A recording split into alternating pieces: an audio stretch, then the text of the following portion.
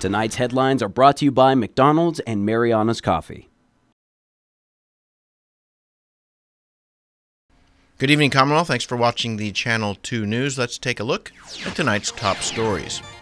Hyatt Regency Saipan, which recently inked a new 40-year deal, will soon be shutting the doors. Also tonight, it's dry season, and that means fire season as the sparks fly around the island. And the first week of the Taste of the Marianas sets all-time sales records this week. Hope you are hungry. Stay with us. These stories and more are next.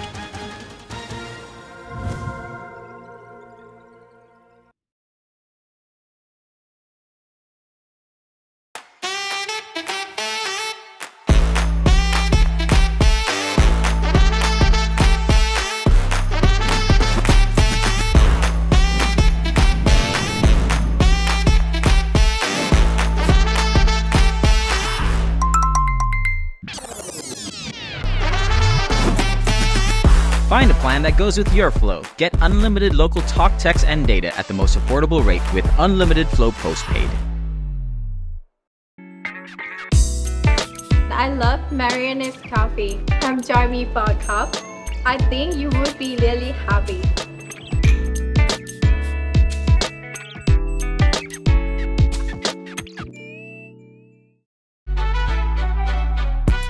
Let your people know. When it comes to the pickle to chicken ratio, some people, they playing in your face, but not the McCrispy.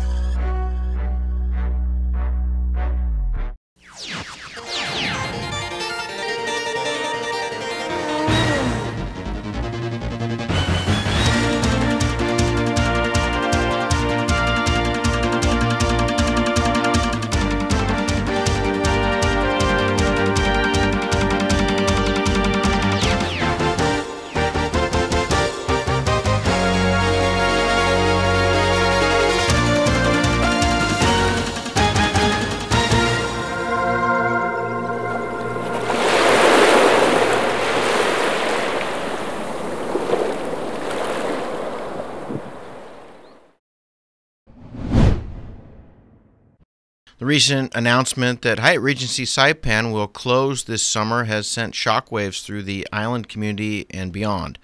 Most of the hotels in Saipan sit on top of public land. The land is leased from the government to investors for a set period of time.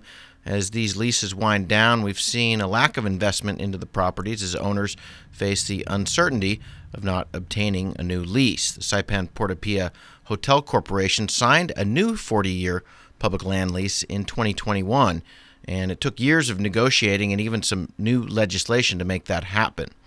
While the clock ticked, it meant a lot of uncertainty for the ownership group and limited the amount of capital improvements put into the property. Then General Manager Nick Nishikawa did a lot of the work on behalf of the ownership group and their president, Hitoshi Nakauchi. With the pandemic and the slow recovery of the tourism industry, local hotels have faced a very challenging business climate. Gloria Kavanaugh is a hotel executive who's part of the Elan Group and the MVA board chair. You know, I don't think that it was a shock. Everyone knows that there was a large part of their occupancy was for a market that we don't have currently. So it wasn't really a shock, but of course nobody wants to admit that they expected it either. It's something that is very sad, especially, you know, we've worked so hard and for so many years in order to get the lease for Hyatt. What happens next is unclear. The public land lease says the lease cannot be assigned to anyone else during the first 5 years of the lease or during the last 5 years.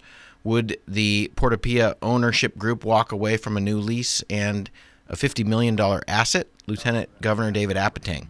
I don't know exactly what's happening. You know, like I said before, we didn't even get notified that they're shutting down. So we'll see what the plan is. I know DPO is looking into that issue. The governor asked them to start working with Hyatt and find out what's going on. So we'll find out hopefully within the next few weeks. Have you had a chance to sit down at all with either the GM or the owner since the news broke? No, not yet. But eventually probably we'll sit down with, I know the governor will probably want to sit down with them. Okay. Have you guys talked a little bit about like what to do or what's happening? Right now, we just don't want to speculate on what's coming up. We just have to wait and see. We don't know what their plans are. Hyatt sits on 4.5 hectares of prime beachfront. It was appraised in 2021 at just under $55 million. For years 1 to 5, Hyatt pays a base rent of 0.5% of the property value. That calls for $271,000 per year and an additional payment of 1% of the business gross revenue. This number, of course, fluctuates, but estimated to be another $200,000 or so per year during normal years. Every 5 years, the property is reappraised and the base rent is scheduled to double in 2026. It's been 43 years, and it's been tumultuous 43 years for Hyatt as well as many other of our hotels. But we hope and we pray that something will happen to turn around so that the Hyatt would be more of an anomaly for the future rather than an expectation. So we are still hopeful. We're still trying to improve our arrivals, whether or not it be Japan, Korea, or even trying to find other markets. We've been to Malaysia, where we had routes, trying to talk to other airlines that come from Japan, from Australia, from Korea, from Hong Kong, and so on. And we're not going to give up. It's something that we need to work on in order to get our economy going again. Convicted murderer and wanted drug dealer Fang Yi, also known as Batu, was extradited from Palau to Saipan to face federal and local drug charges. Fang is accused of conspiracy to smuggle more than 500 grams of meth, which was hidden in lava lamps, from California to Saipan last year. Batu is also connected to the seizure of 2.6 pounds of meth that was covered in a barracks compound in Coblerville in 2022. Fang appeared in the U.S. District Court on May 3rd, pleading not guilty to the charges. Chief Judge Ramona Manglonia has scheduled his jury trial for July 9, 2024 at 10 a.m. Batu was convicted of manslaughter last December in Palau after the murder of a tour guide. He was currently serving his sentence, which includes a year and 6 months imprisonment, 10 years probation, payment of $30,000 to the Palau government, to self-deport after serving term of imprisonment, and to be placed on the undesirable aliens list and no return to Palau. Batu was transported to Saipan to stand trial, but he may return to Palau to complete his sentence. The National Weather Service Forecast Office issues a drought notice for the CNMI. NWS says extreme to exceptional drought persists for Saipan and Tinian, and that it is spreading and worsening in some areas of Micronesia. The Mariana Islands are experiencing more dry weather, which is expected to increase over the next few weeks. The Department of Fire and Emergency Medical Services advises residents to refrain from outdoor burning activity. Several parts of the CNMI have already seen flames during this dry spell. We battled 65 fires for the month of just April alone, and it was 2-3 fires sometimes a day.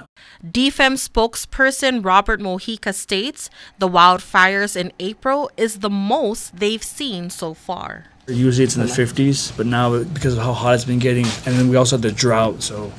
And like I was saying, it's either one fire a day, but we've had multiple fires in different locations. We'll have one in COP, then one in Marpi, one in Talafofo, and it's just us battling it. It was a long day. The public should also be mindful of overgrown vegetation around the homes.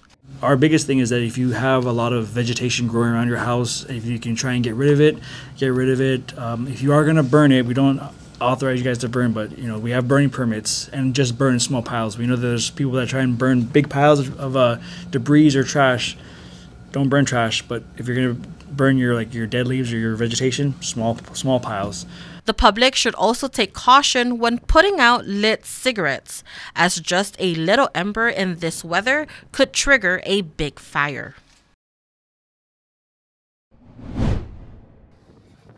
The Saipan Chamber of Commerce will hold its second annual Economic Forum next week on Thursday, May 16 at the World Resort Saipan.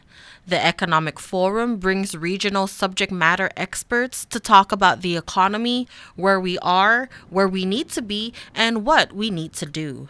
This year's opening speaker is U.S. District Court Chief Judge Ramona Manglonia, and the keynote speaker is NMC President Dr. Galvin Delon Guerrero. Other panelists also include Dave Berger, Finance Secretary Tracy Narita, DPW's Ray Yumo, Chris Sablon from Planning and Development, and much more. The Chamber invites old members and future members to attend this significant event and discuss pressing economic issues. The session is $25 for members and $35 for other interested attendees. Call 670-234-7150 to RSVP today. Upgrade your savings when you bundle with any iPhone 15 series today. Our affordable Link bundle gives you the power to choose just what you need, with mobile and home internet starting for as low as $105 a month, no home phone required. Plus, activate your bundle with a brand new iPhone 15 and receive your first 2 months of home internet on us. A $50 port-in credit, a SuperPod AX, and basic installation, all free for a limited time. Additional conditions may apply. Visit DocomoPacific.com to learn more. Docomo Pacific, better together. Let your people know. When it comes to the pickle to chicken ratio, some people, they playing in your face, but not the McCrispy.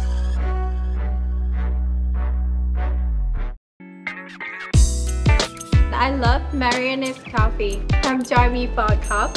I think you would be really happy.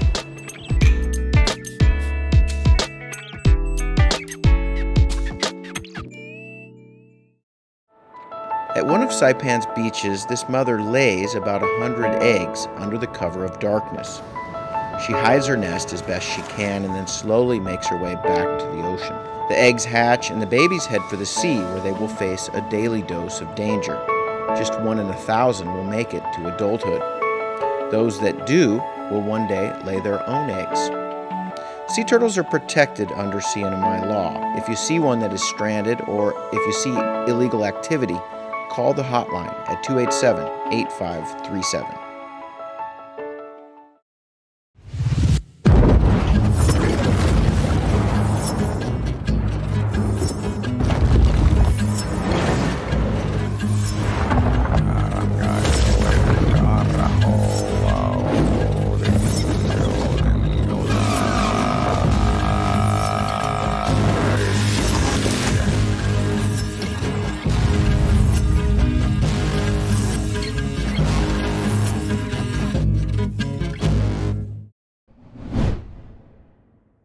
To ease traffic congestion, the Department of Public Safety encourages motorists who frequently use Beach Road to explore alternative routes that will make your daily commute smoother and more efficient.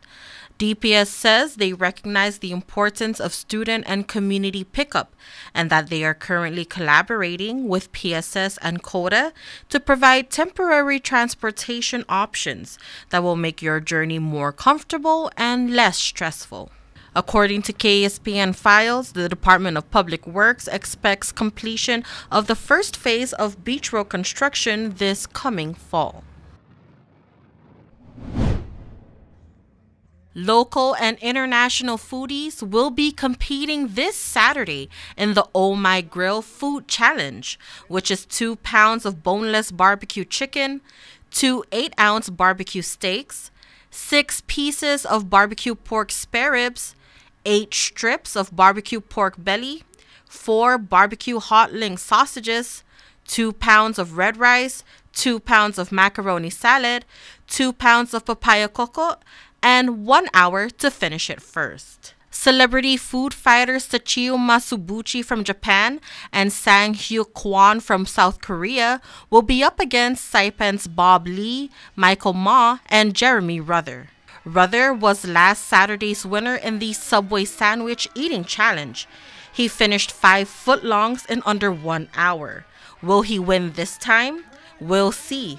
Stakes are pretty high as the first to finish the Mariana-style barbecue platter walks away with $1,000. MVA's Managing Director, Chris Concepcion. 15 pounds of OMG barbecue, amazing barbecue, local style. And they're going to be on the main stage competing against each other. And you know, we're gearing up for a large audience this weekend because these two have a big following on YouTube and in their social media networks. So we're excited for it, and we invite everybody to come on down, check it out. It's 7 p.m. The competition begins at 7, but taste is from 5 to 10. So come down throughout the night. And that's not all Taste has to offer. Interested foodies can check out cooking demonstrations and samplings of the island's favorite merendas, potu and buñuelos. The Tinian's mayor's office will also demonstrate the roasting of a whole cow with free samples while supplies last. Concepcion says the first week of Taste has set some new benchmarks. The first night of Taste last weekend was our record in terms of sales. For the first time, we now accept credit cards and debit cards. So I think that was a big boost for sales. But we did record the largest amount of revenue for the 29 booths in Taste history. So that's awesome. It goes to show the popularity of this event for residents and tourists. Taste opens at 5 p.m. until 10 p.m. at the American Memorial Park in Garapan. Credit and debit cards are accepted, and tokens can be purchased at the festival. If you missed Thursday's Humanities half-hour show, don't worry, we got you. Catch the replay this Saturday at 7 p.m. This week's guests are from the Soroptimist International of the Northern Mariana Islands. Soroptimists are 2 words put together, sorority and optimism, and the mission is to develop a system best for women to improve their well-being in society. So in 1921 in the San Francisco Bay Area, specifically Oakland, California, apparently the women of that era and in that area were told that they were not welcome to join the service organizations. So Masons, Rotary, they were all male oriented and male dominated, and the women were told that they weren't welcome. So kind of like the best women, it's like, fine, I'll do it myself. And so so that's what they basically did. So they started their own organization. And again, the primary mission, so it is an international organization. So Soroptimist, the primary mission is and focus is, it's a global volunteer organization, and it's all about empowering women and girls through education and trades training in order to achieve like financial equality, right? And that's the whole thing, is because there's no place and gender equality and all those things. So the mission and the themes that we go with Soroptimist tie back into the United Nations themes for women. Once again, catch the replay on Saturday at 7 p.m. here on Channel 2. Upgrade your savings when you bundle with any iPhone 15 series today. Our affordable Link Bundle gives you the power to choose just what you need, with mobile and home internet starting for as low as $105 a month, no home phone required. Plus, activate your bundle with a brand new iPhone 15 and receive your first 2 months of home internet on us. A $50 port-in credit, a SuperPod AX, and basic installation, all free for a limited time. Additional conditions may apply. Visit DocomoPacific.com to learn more. Docomo Pacific, better together. Location, location, location. Office space on Capitol Hill available now at the Hermosa Vista Business Park. With natural light and ocean views, it's the perfect place for creative professionals. So upgrade your life and your working environment. Schedule an exclusive showing now. Call us at 670-483-4750 or email hvsaipan@gmail.com.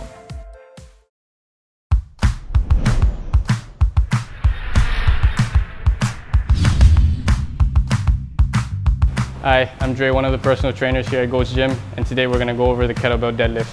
Fantastic exercise to build overall strength, particularly in the legs and hips. Remember, we want to make sure that our setup is in good position. If you set up in a bad position, it's not going to look good and it's certainly not going to feel good. So a common error setup is obviously a rounded upper back. 2 simple ways of correcting that. All I'm gonna have Vince do here is extend his arms up here, and all he's gonna do is think about reaching long and pushing his hips back. Reach long and push your hips back. So as you can see, he's already in good position. Now all he's gonna do is grab that kettlebell. He's got tension in his legs and in his back.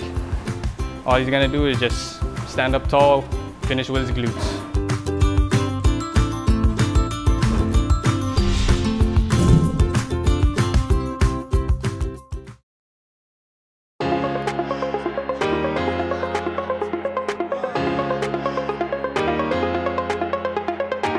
Hey golfers, come north and practice your game at the Marianas Driving Range. New Year's local specials. 10-piece coupon books available for just $60.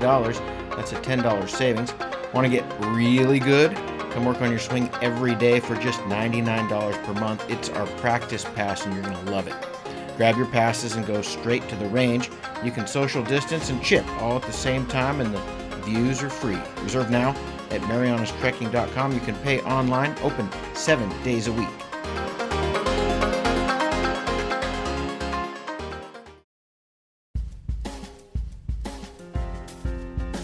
And for your weekend weather forecast, partly to mostly cloudy, isolated showers, east winds 10 to 15 miles per hour, low 78, and your chance of showers is at 20%. For your marine forecast, generally moderate trade winds and combined seas of 4 to 6 feet are expected over the coming days. The north to northeast swell has diminished, but the easterly trade swell will build slightly beginning Sunday. High tide will be at 8:17 a.m., low tide at 4:11 p.m. Sunrise will be at 5:50 a.m. and the sunset, you can catch that at 6:37 p.m.